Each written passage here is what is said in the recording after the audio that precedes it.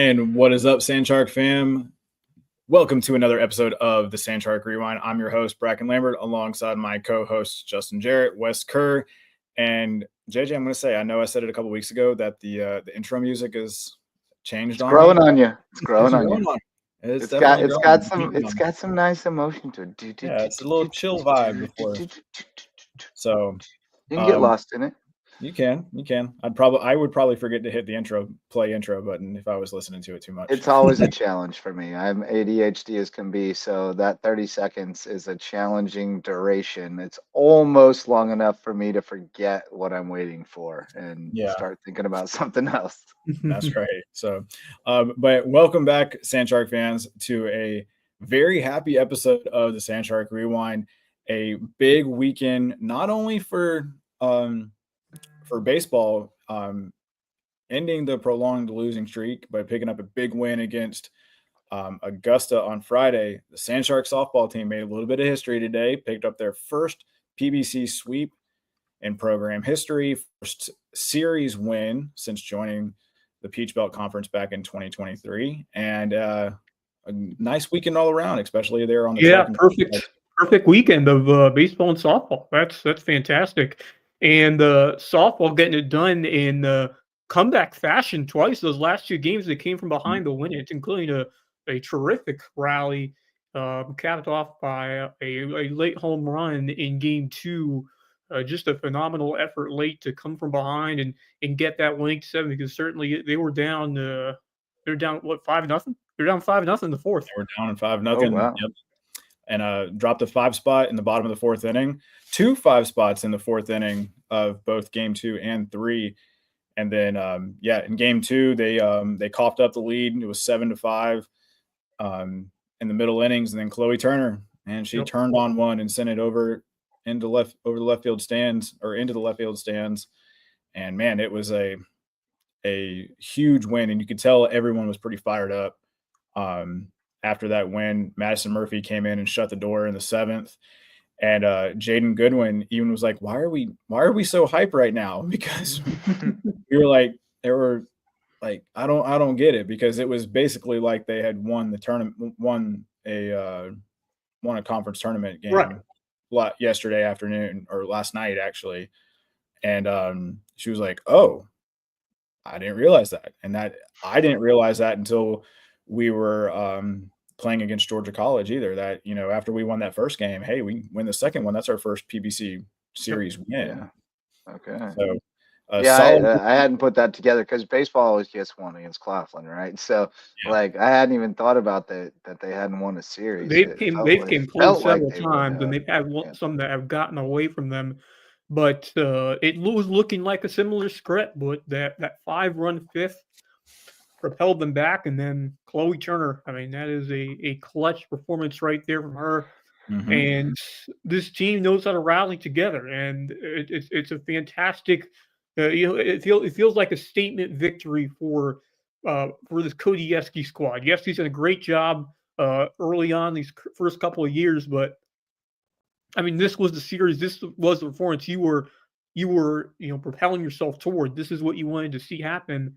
And they got it done, and it just feels so sweet when it happens, especially after being so close and it falling short a couple of times. They've had leads, or they come back in games, and it goes away from you late. But this time, they were not only able to recover, but they were able to lock it down. And I'll tell you what, having Madison Murphy as your closer, as your leading setup player, or your lockdown closer, what a difference that makes! What an absolute huge difference that makes to have the ability to put Murphy there and have her to close it out, to back up some phenomenal performances by Kinlaw, and give credit to Ramirez for battling. She only gave up 3 earned runs through 4, so solid performance, and she gave her team a chance to win.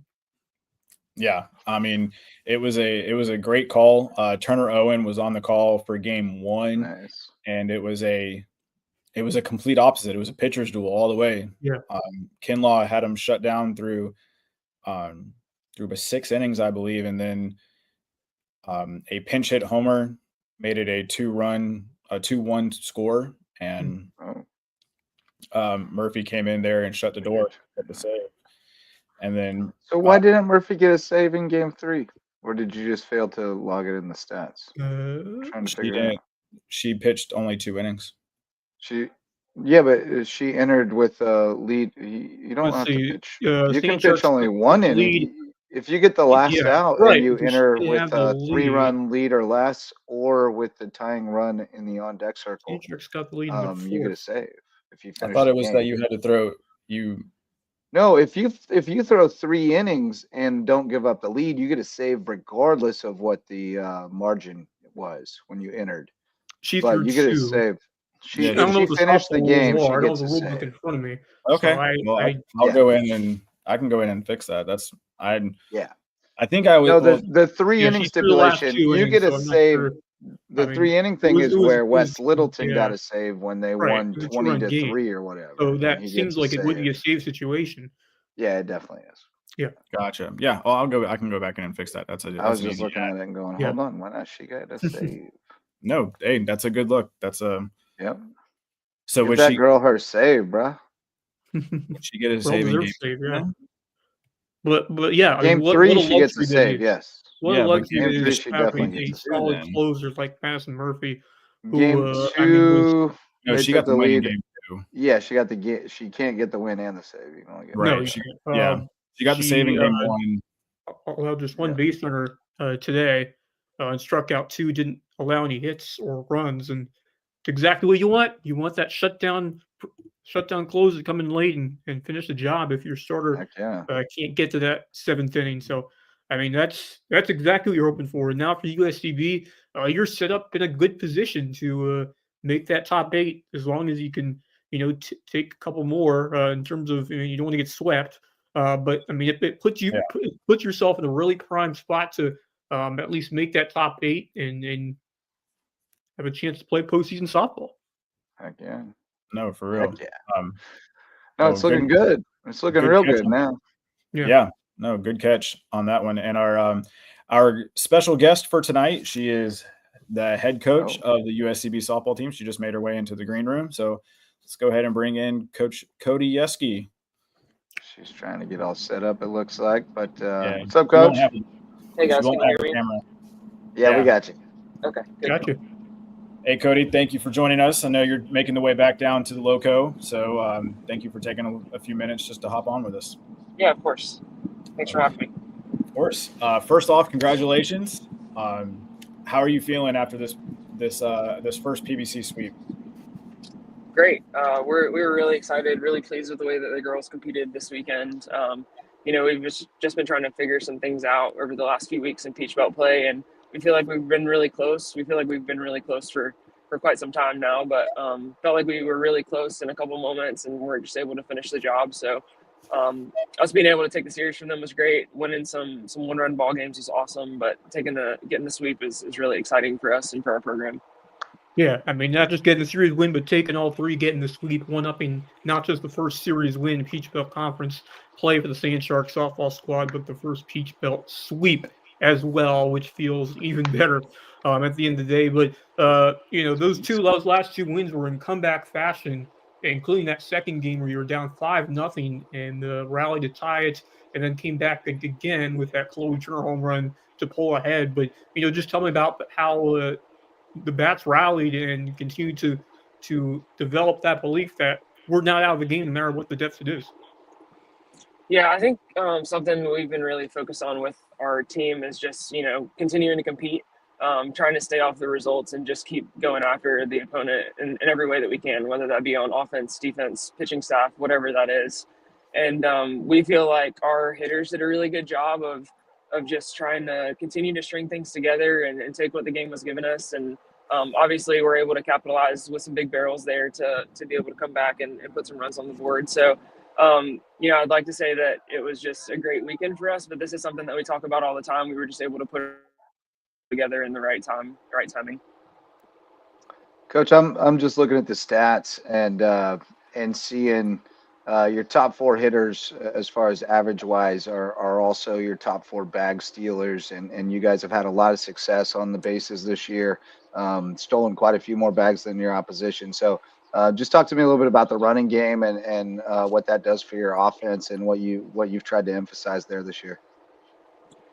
Yeah, we've got, a handful of kids that are with Saria Simmons and Tawaya Whitlock, kids that are really fast, that are naturally just going to put a lot of pressure on defenses. And then, some kids that run the bases really well, and Jaden Goodwin and Kinsey Four and Addie Reynolds. And, so before the year started, I just made it an emphasis like, hey, we're going to base run every day at practice. We're going to get really great reads. We're going to make sure that we're doing everything we can to have better offensive production and put ourselves in a position where we're going to be able to score more runs. And our kids have really bought into that, and we've been able to take a ton of bags. I think we've already more than doubled than what we had last year. And Nice. honestly, I think just talking about it and just making it an emphasis and something that we do every day, it's just become kind of what we do and who we are. So we've given our free kids the green light and the rein to be aggressive and get thrown out. And they've done that a couple times, but for the most part, they're making the right decisions at the right time. Make them make a play, and if they do, you tip your cap. That's right. Yeah, exactly. Yeah, 64 stolen bases on the year. Only 6 caught. Only 6 caught, and I like that. That's 5 ahead of North Georgia, who's at 59. So, offense is definitely one of the big keys right there. We're third in the conference in batting and top 5 in home runs. I mean, so the offense has really been clicking this year. That has been the staple so far, Coach. And what was that? How is that kind of changed from the last couple of years, where it's like we're able to put together a lot of runs early, but we're able to sustain and continue scoring those runs, getting add-on runs, especially those big innings like the fourth inning, the last couple of games? I feel like, I think a lot of it has to do with maturity. We have a lot of returning hitters that are getting to be in those moments, for 2-3 years now. And I think being able to produce in those moments is really great. And it's just something that we talk about all the time. Like you're talking about numbers, you go look at our left on base numbers. Like I feel for certain we've got to be leading the country in left on base, because it's crazy. Like we're one of the best 2-out hitting teams that I've ever coached, but we can't really score them all the time, And so we talk about it all the time. Like, hey, how can we do a better job of having better at bats with runners in scoring position? And I don't want them to take anything off their swing to do it. Like, I want them to have really good at bats and be really confident. And so, when we're talking to our hitters about what we're doing, like we're trying to be aggressive, we're trying to take away whatever the pitcher's best pitch is and do what we do well as offensive units, and just trying to do a better job of focusing on that. But I don't shy away from telling them where I think that we could be better all the time. We talk about that all the time. They probably hear me talk about left on base every game, I would imagine. But, I think the more that we just bring their attention to stuff like that, they just start thinking through their bats a little bit more maturely. And I think that's helped us a lot. And we've been shaking up the lineup a little bit, trying to figure out who produces better and in which spot. And so they've been really great and been flexible with us on that, but trying to put some of our table setters in front of some of our big sluggers. And I think that's been well. We've been kind of able to stagger those kids that really produce runs for us and kind of set some kids up in front of them to score some more runs. Speaking of table setters, I think Saria Simmons deserves a lot more love for what she has done this year, consistently getting on base, not just hitting 449 on the season, but 22 walks. She just finds ways to get on base and uses her speed despite bags. What an amazing asset that she has been for your offense this year. Yeah, Saria's been fantastic. What makes Saria, it's when you have kids like that around each other in the lineup, it's like just pick your poison. Like you're gonna have to throw to one of the 3 of them, so you might as well just go right at them. And more often than not, that's worked out in our favor. So I think our ability to stagger the lineup the way that we've had it and have the producers that we have, one kid is protecting the next, and it's just they're hard to line up to pitch to, and they're hard to get around sometimes. Right on. Talking about your pitching, obviously Sierra, you knew what you had in her, and that's one that you're like, just you wish they never graduate. But Madison Murphy, we were talking about her earlier and what she's brought to the table, to have another look to bring in and finish off the game. Somebody that can really lock things down. That's such a great asset, and you've got a number of arms now. You've started to assemble a little bit of depth where you can show people somebody different over a 3-game series, right? Yeah, well, I think that we have the most diverse pitching staff that we've had since we've been here, and they all do what they do very well. And so we've been able to really match up them against, whatever type of offense we're facing. And, we'll have sometimes where every single pitcher's in rotation, and sometimes where we have a kid that's not in rotation because we don't feel like she's going to be a good matchup. But, Madison Murphy's been a great addition. I mean, she's been everything that we've needed her to be. She's been a starter, a middle reliever, and she's really done a great job, obviously, of closing this past weekend for us. Yeah. But she provides a very different look from Sierra. She throws hard. I'm not going to say too much in case anybody's listening, but she throws hard. She does really great for us. But, Murph is just a competitor. She played at a high level in junior college ball, and she wants to get in and get the job done. And so, she's somebody that wants the ball all the time, and they really all do. But Murph has been, it's been really easy to give her the nod because she just keeps getting better for us. Yeah, and she's been great. I love that most of the time we see this, especially from up in the press box. One of her two first warm-up pitches from inside the circle, are to the backstop, and it's kind of like Major League. And wild thing. But it's there's nobody more Charlie Sheen on our team than Madison Murphy. There's no question about that. You guys start playing it, Brackin. You guys start playing it when she's coming in. I know we might need it just when she's a reliever. Maybe we start playing Wild Thing. But that she really is that lockdown, and just JJ and Wes both said, hey, why didn't she get a save? And I just my brain messed up. So she is now she gets a save. I was just pulling up the record book. She is now tied for second in single season saves, with Christy Cook with her third. With three. That's wild. That's wild. The single season record. Christy was a starter, by the way. And she got three saves in 2014. Yeah, that's crazy. But what's this? Maria Masolo in 2018. Malasso. Okay, yeah, Wes, you were with her. She has the single season record 4. And the overall so Murph's halfway to the all-time record with 6. So I feel pretty certain she might get that this year, but we'll keep an eye on it for sure. yeah. But we don't want to give too much away about coach's usage plans, but I feel pretty confident about it. Yeah, that top of the lineup is at least the 1 and 2 spot with Tamaya and Saria. Those two are just amazing, and the fact that they're both going to be back next year as well. Yes. Having those two and having those two catalysts at the top of the lineup, I believe both of them. Saria leads the team in stolen bases. She's got 21, and T-Witt's got 8. So, I mean, nearly 30 stolen bases, and then speed kills. I said it earlier. But the one thing I like the most about Ree is that she has the ability to not just be a slapper, but be a gap-to-gap power hitter, and she really can put the bat to ball when she wants to. Yeah, Saria does it all. She's I don't know if she's just made a decision that she's going to be a hitter this year, but Saria's good, so she just does her own thing, and I'm like, yeah, let's go, Ree. Like, whatever you want to do, I'm good with it. But she has a tremendous amount of bat control, and she's had that since she's come in, and she really bunted a lot for us last year and got on base. And her ability to be able to go home over the summer and just decide that, like, hey, I'm going to be able to swing away, and I want to do it with some power, and she's done a really great job of that. And I wish that you guys could be at practice and hear her, Tamaya, and Jaden just all talk about adjustments and how to control your barrel and how to butt the ball better. And it's really cool to see those three, constantly just make each other better. And I think it shows. I think it really shows.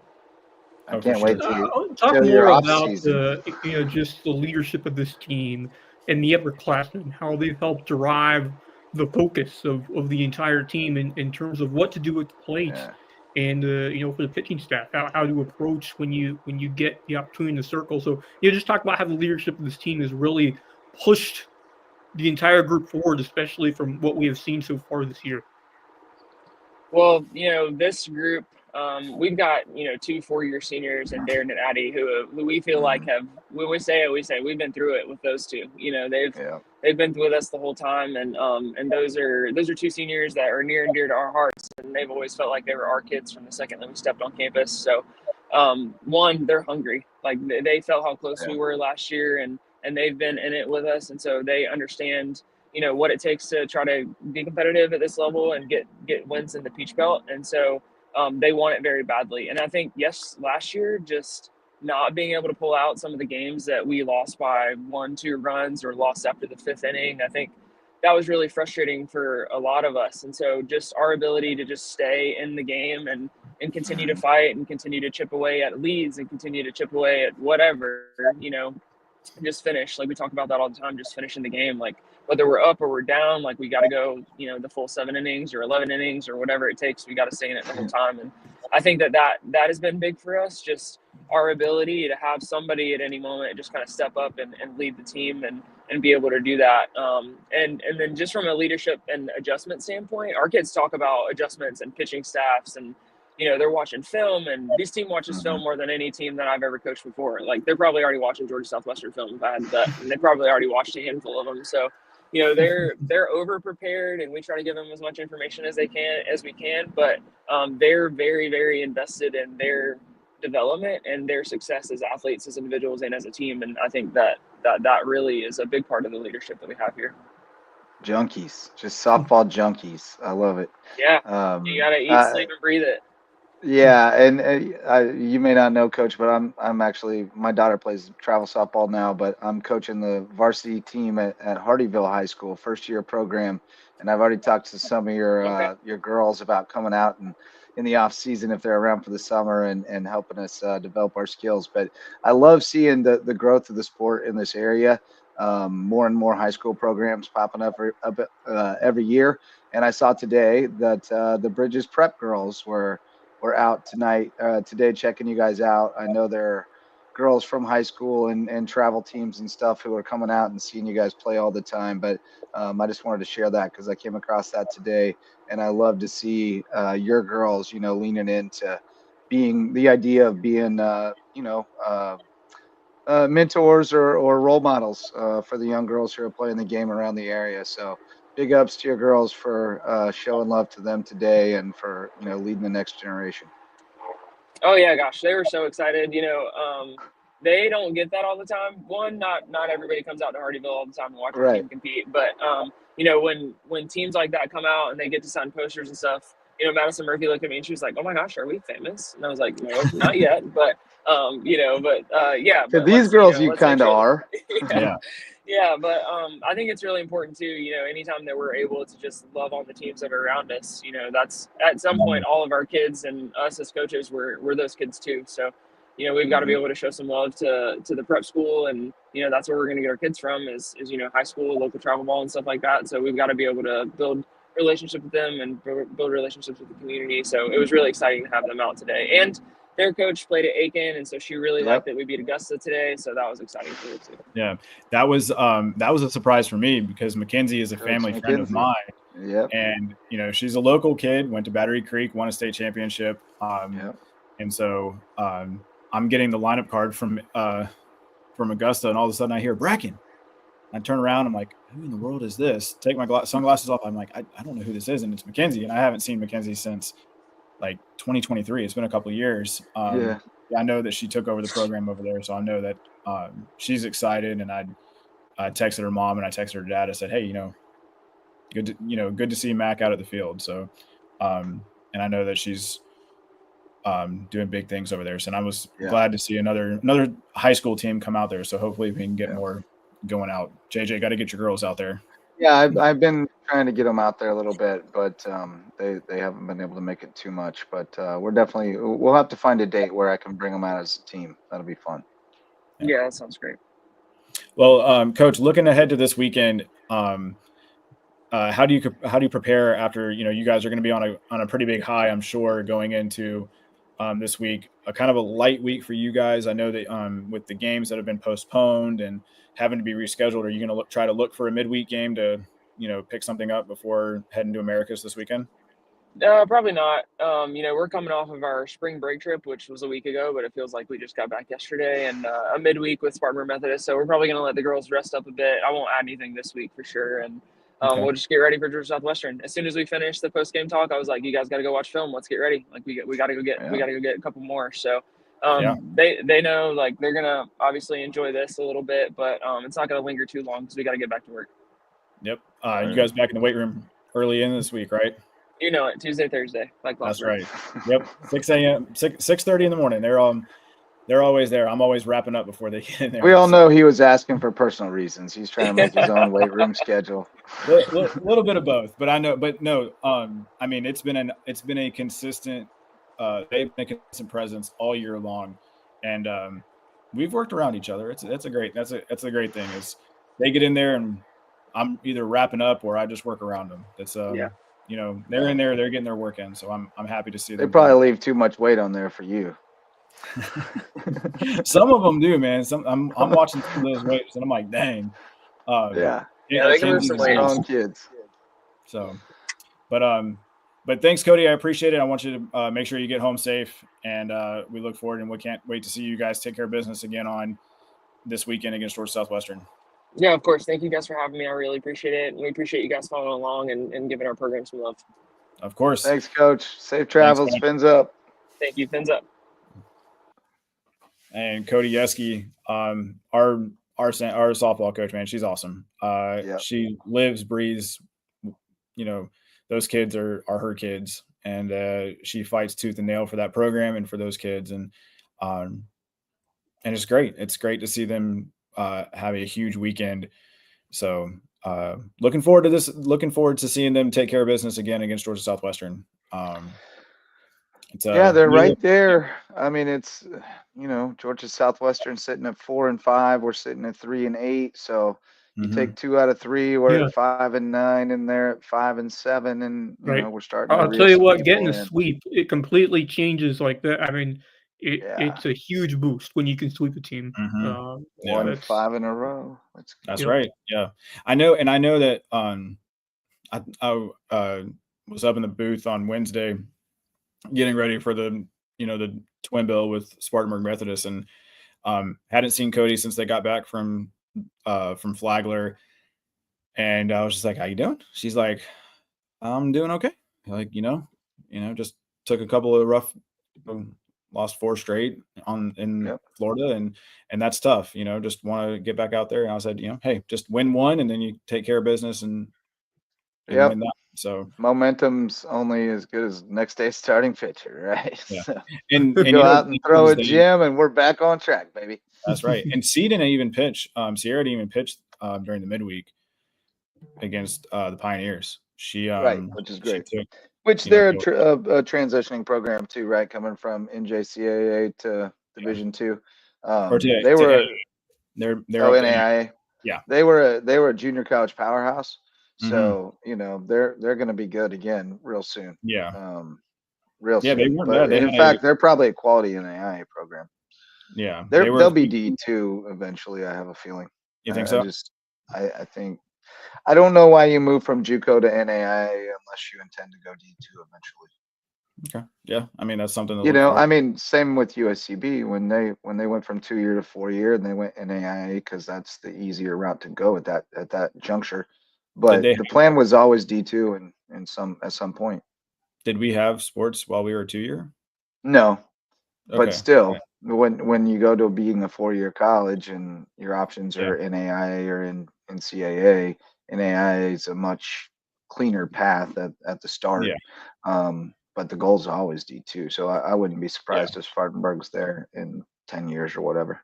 Yeah, that'd be great. Add another team to the Peach Belt. Or absolutely. Or eventually build a or they may go to the Carolinas or wherever. Yeah. Well, I was talking with Coach Boughton, because you hear rumblings and all that kind of stuff about teams going D1, North Georgia obviously being the biggest one who may go D1. There's talk of other teams leaving the Peach Belt to go. It's always just talk, just rumors. But there's always going to be rumors about Flagler, right? Because they're the only one in Florida. And Flagler being one. Sunshine State's sitting there. Lander going Conference Carolinas because they're an affiliate member in a lot of that, same as they are in SAC.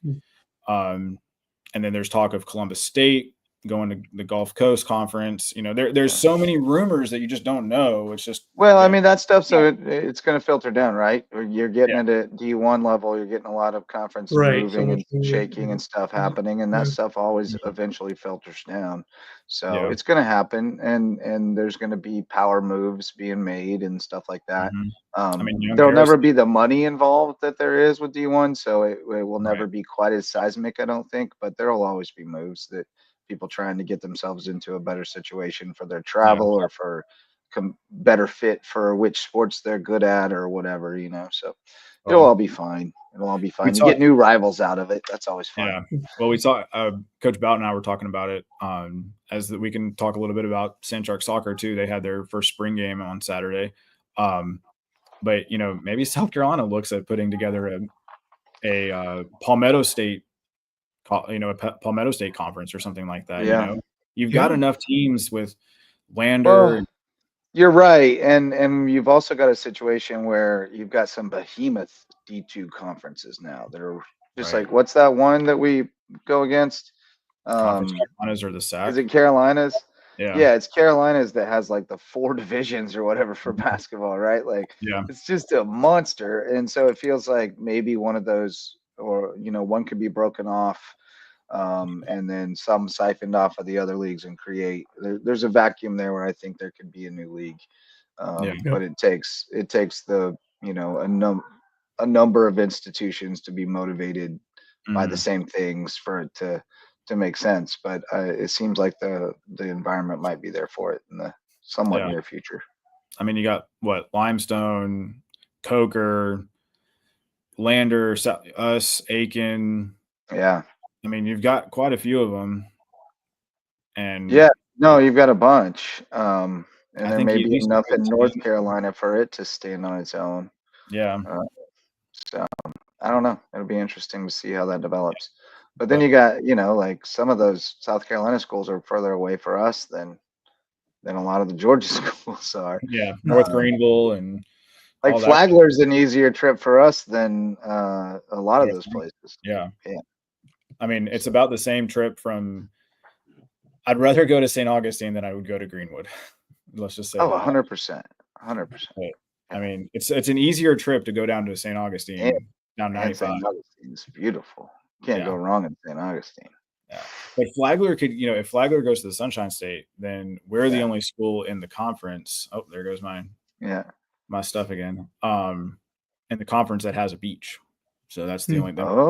Oh, yeah, that's true. They're our only competitor with the beach. That's a good point. We should probably keep it that way. Yeah. But let's talk. That's a good way to work the in-conference transfer portal using that beach. Let's talk a little baseball before. I know you guys have another show coming on at 9:00. The Hilton Head Sharks Central. They got a big win last night at home against Carolina Wolves. So Max Haraj and the coaching staff will recap it for us. Nice. But the baseball team ended their lengthy losing streak, taking care of business against. I've said that a lot. I need to stop saying that one. TCOB. Beating Augusta, the same Augusta team, just in a non-conference 9-inning game, and this is the weird thing is,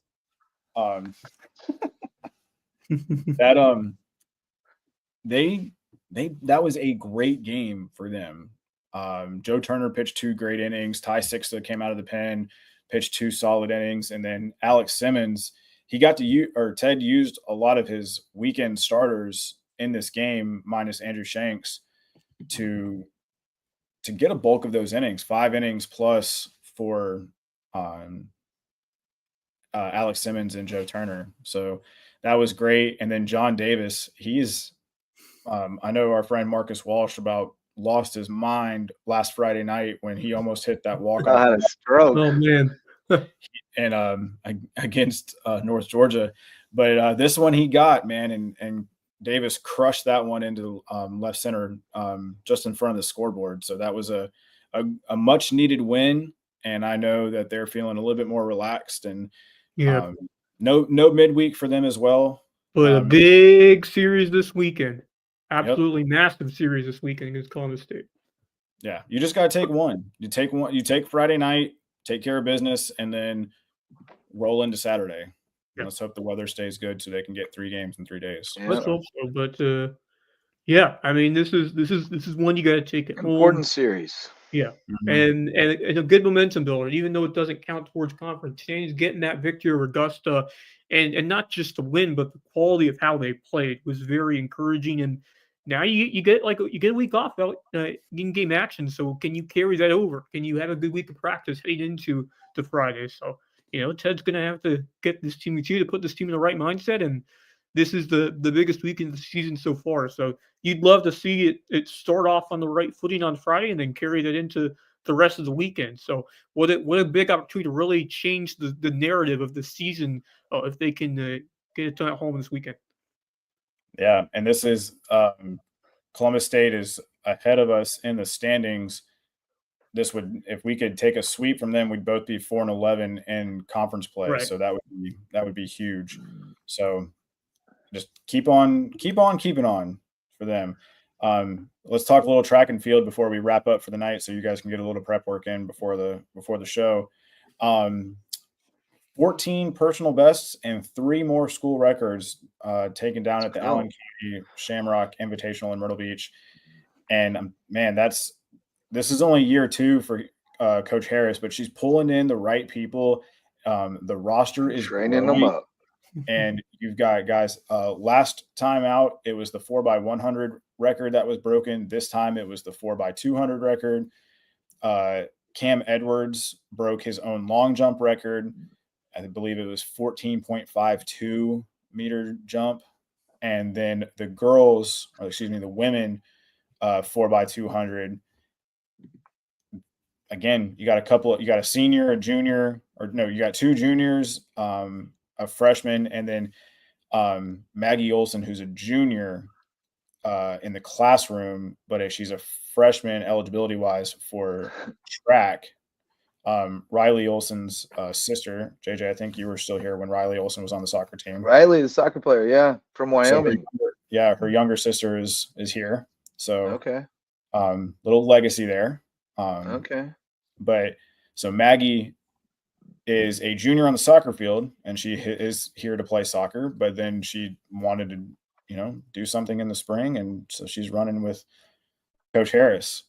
So 3 more school records. And I believe I don't know when the last time all these records were broken, but I just look at the record book and see when it was set, if I even have dates on there. But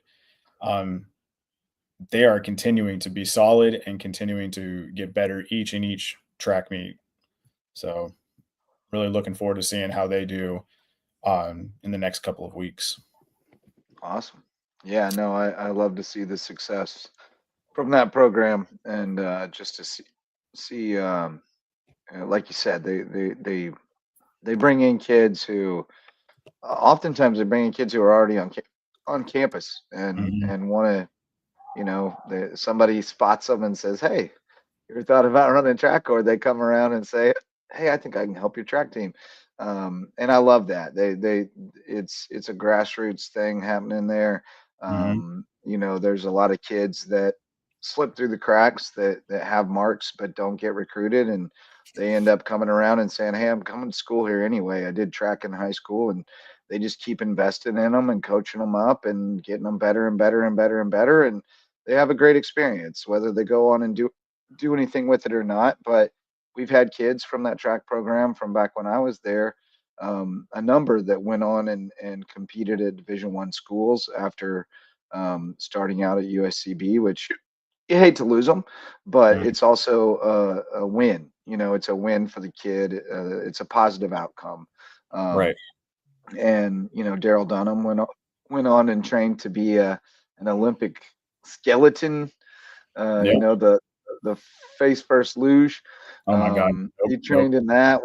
Went to the trials and stuff. So it's a great opportunity for a lot of people.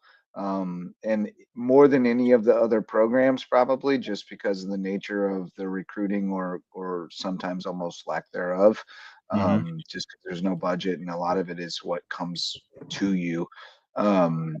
They have a lot of local kids involved in that program. Typically, a lot of Savannah kids, a lot of low country kids that aren't necessarily on scholarship, at least not to start, but they're competing and they're a part of something bigger than themselves. And I'm super grateful to see that program kind of growing again, because it's kind of ebbed and flowed at times, but right now it's really on the rise, and Coach Harris is doing a terrific job. So yeah, and I think with Embry-Riddle end up going down, they're gonna the Sunshine State Conference is now offering, I believe, next year both indoor and outdoor track. So okay, I believe we'll lose Embry-Riddle as an affiliate member of the Peach Belt Conference. Don't quote me on that. I don't know if that's for certain, but I think that I heard that. And I mean, we all know Embry-Riddle's men and women's track. Embry-Riddle rules the world when it comes to track. Yeah, I mean, their men and women's track team are as big as our entire department in terms of athletes. They're unreal, and they're the gold standard, man. And they're training freaking astronauts and pilots down there. It's pretty wild. It's but that will be the next event for USCB, the track and field team. They will be heading down to Daytona Beach for the Embry-Riddle Running Elements. So that is okay. When's that? April 4th and 5th. So I believe that's not this coming weekend, but the following weekend. I'll be spending a weekend in Daytona over spring break, as a matter of fact. Buford spring break, that is. Look forward to it. And then touching, we mentioned him a couple times. I said, talking with Coach Boughton, Gary got his first taste of Finland Field on Saturday as USCB took care of business. Again, I said that, but as soon as I said it, now I'm like, I need to stop saying it. You could have just said took care of whomever they played. Yeah. 10-0 in 3 30-minute quarters against or 3 30-minute periods against USC Sumter.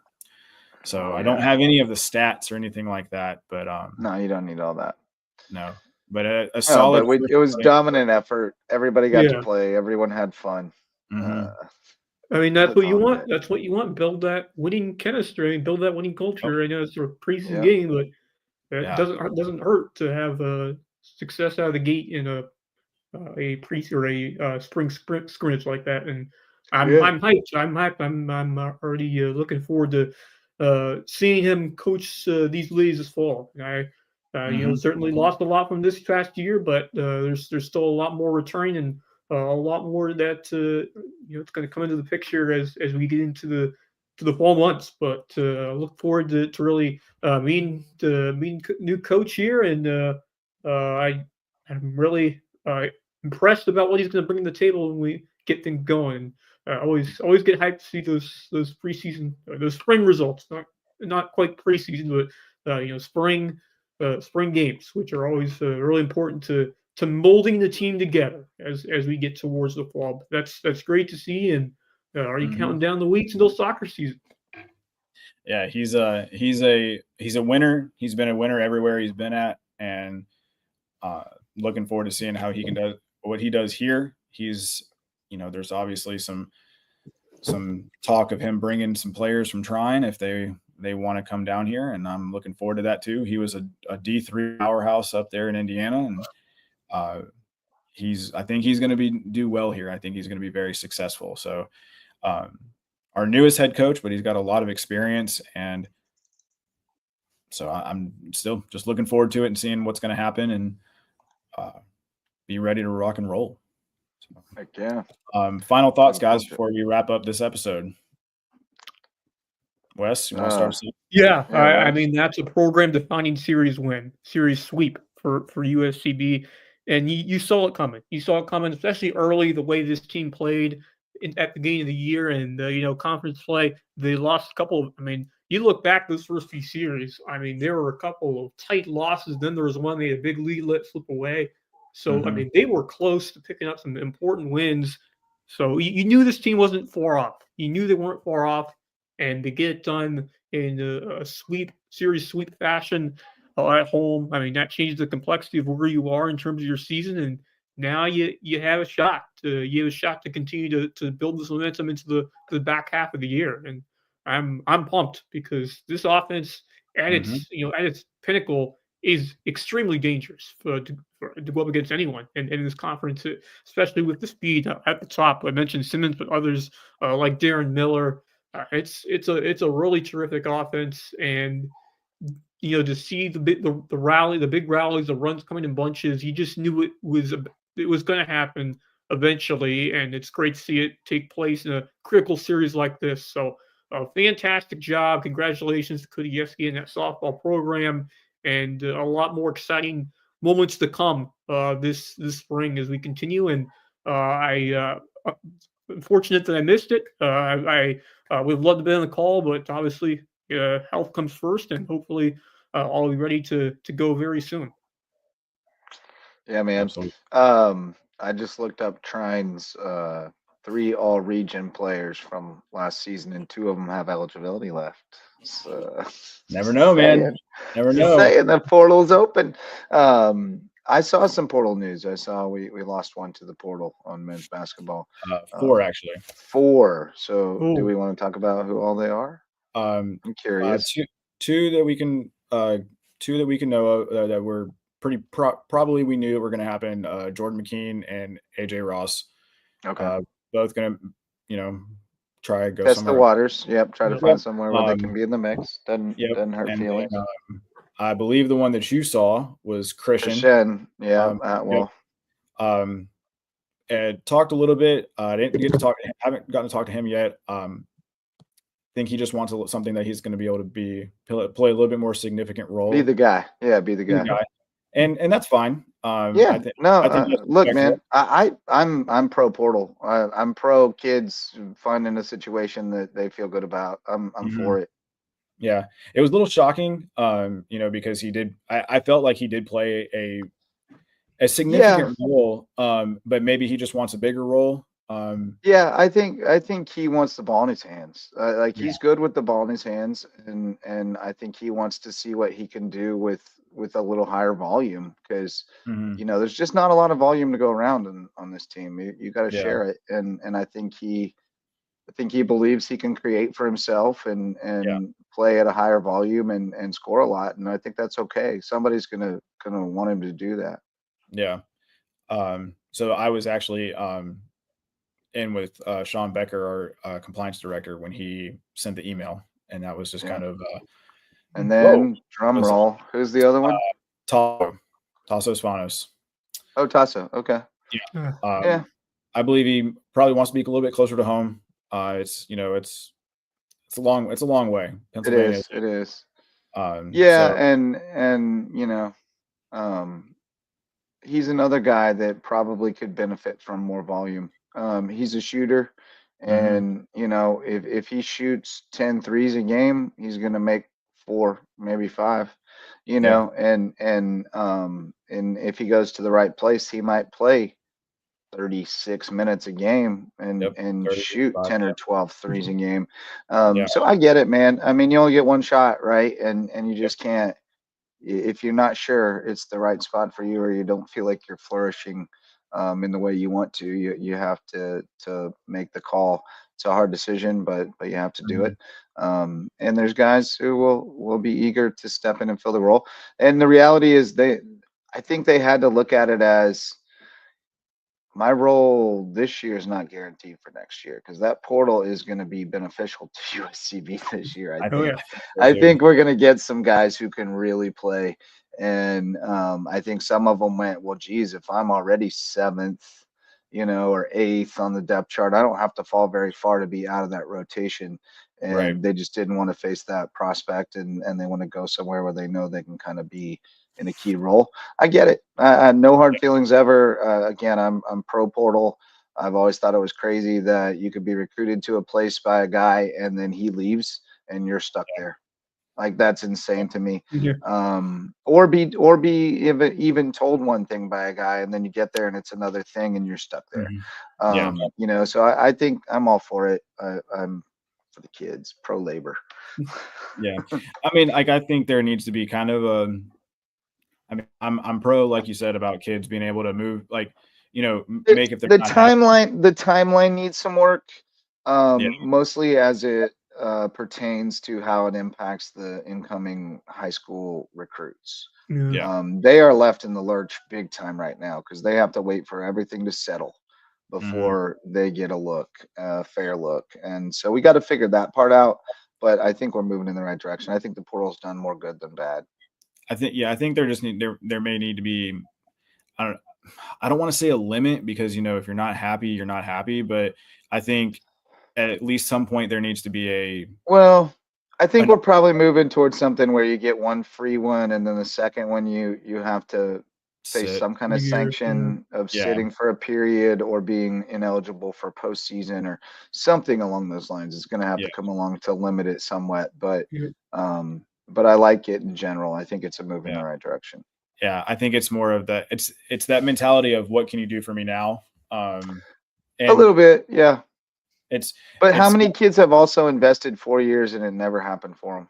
You know, and they always wonder what would have happened if I went somewhere else. You know, it's hard to find the right fit first time. It's rare that happens. It is. No, I mean, here's the thing. I keep coming back to the analogy I want to use when people are ranting against the portal.